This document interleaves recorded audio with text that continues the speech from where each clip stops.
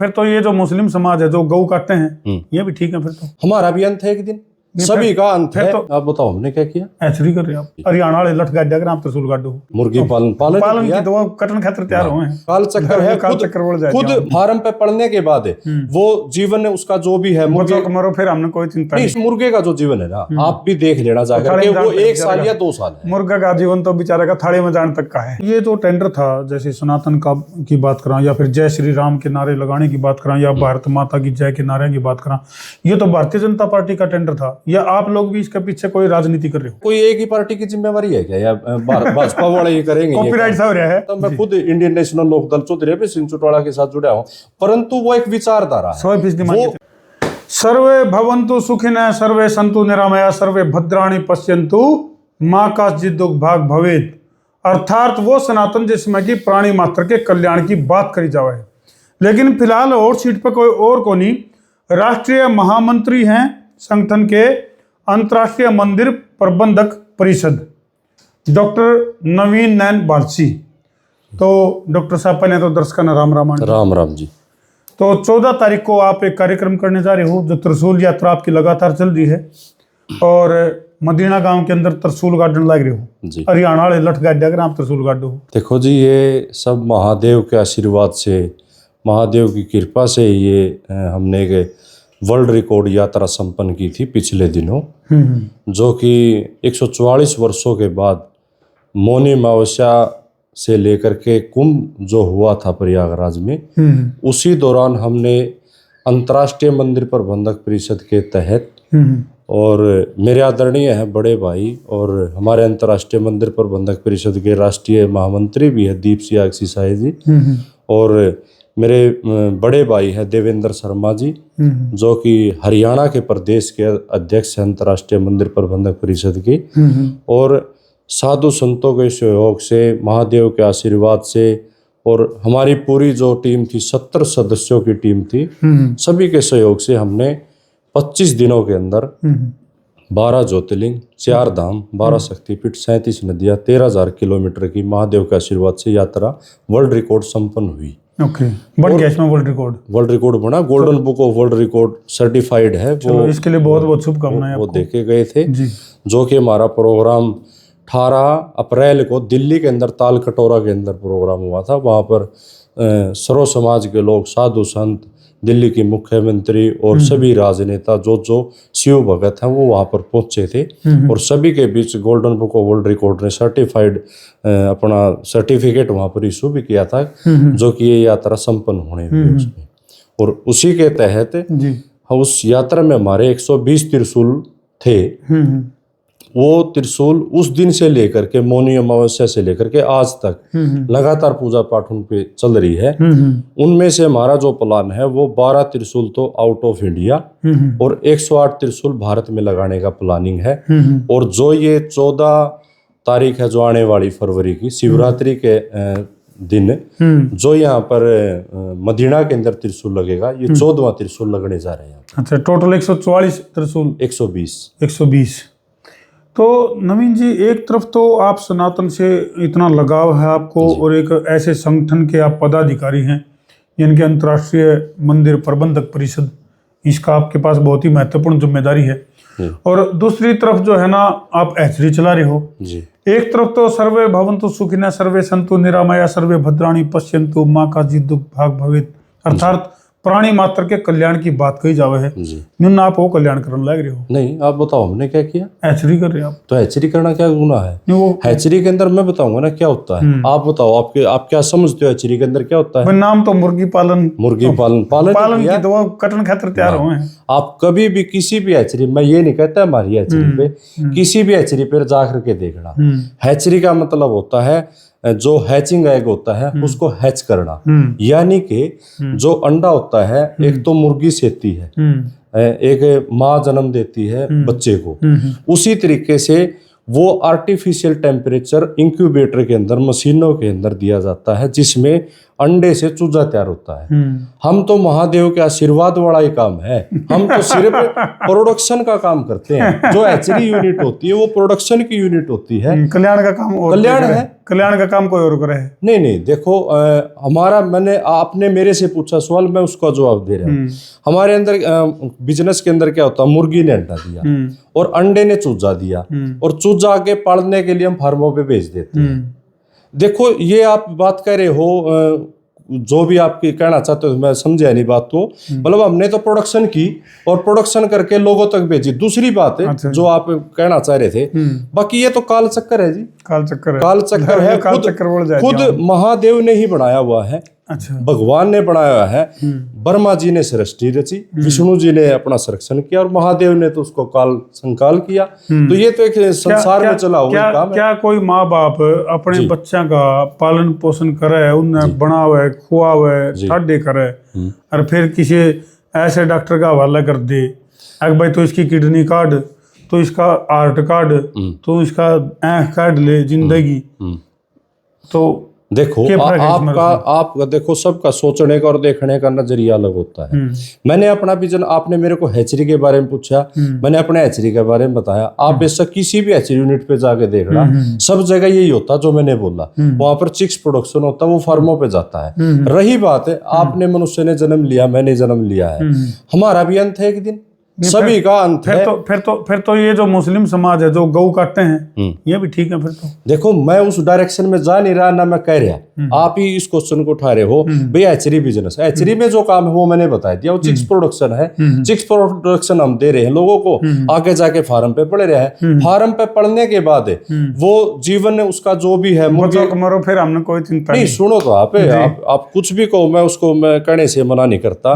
जैसे कुत्ते का जीवन है, कुत्ते का जीवन होगा मेरे ख्याल में 10-12 साल का। पशु का जीवन है, जैसे गाय भैंस हम भी अपने पालते हैं, अपने घर में भी हमारे भी गायें हैं, गायों को हम रखते हैं। मेरे ख्याल में गाय की उम्र मेरे समझ में 18 साल लगभग 18 इतनी ही है। ऐसे ही मुर्गे का जो जीवन है ना, आप भी देख लेना जाकर के, वो 1 साल या 2 साल है। मुर्गा का जीवन तो बेचारे का थाली में जाने तक का है। नहीं, वो तो आदमी पे डिपेंड है। देखो हम तो भाई, देखो जितने भी दर्शक फिलहाल मार्केट जुड़ रहे हैं, हम तो ये कहेंगे स्वस्थ रहो, मस्त रहो, शाकाहार अपनाओ और सनातन अपनाओ। बिल्कुल। और जो मांसाहार है उससे बचो, अंडे मांस मीट मदिरा आदि इसका सेवन ना करो। यही सनातन की परिभाषा है। चलो डॉक्टर साहब जी, ये जो त्रिशूल यात्रा है, त्रिशूल ही क्यों?